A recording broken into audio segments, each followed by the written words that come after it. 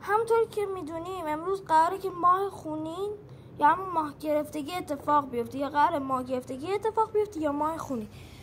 بخاطر من میخوام همین امشب رو اشتراک بذارم، ولی اول باز جامو درست بکنم. این از جایی که میخوام بشینم و وسایل بزنم. اونی هم که میبینی واسه بلند شدنم که ما رو بینم. یعنی وضعیتشه.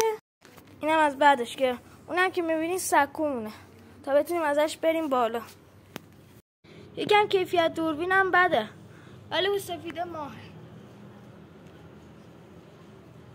خب اینم از چایی، چون معلومه دیگه یه ایرانی یه شب ماه ما بدون چای نمیتونه رد بکنه. یکم کیفیت دوربینم پایینه، ولی الان داره ماه گرفتگی اتفاق میفته. الان یه ذره از ما تا سایه است. مامانم میگه که اگه داخل ما زمان که ما گرفتگی ترساتو بنویسی خوبه. حالا چیزی که من نویسم امتحان مدارس درس کتاب، حالا بس برم اینا رو بسوزونم. حاجی وضعیت ما رو الان اینجا یکم اینه، ولی خیلی باحاله. داره هی تاریک‌تر میشه. کسی دلیلش میده داخل کامنت ها بنویسه. حاجی ما کم کم داره میره برگاه.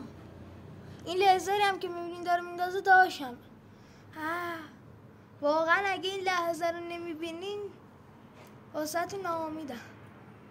خیلی باحاله. کم کم داره محو میشه. ما کم کم دیگه نور ناره. بای بای نور ما. نگاه کن، ماه داره قرمز میشه، همون پدیده ماه خونی. فکر کنم قراره که 9:30 یا 9:41 ماه کاملا قرمز بشه. بریم ببینیم. وضعیت ما در همان ساعتی که گفتم.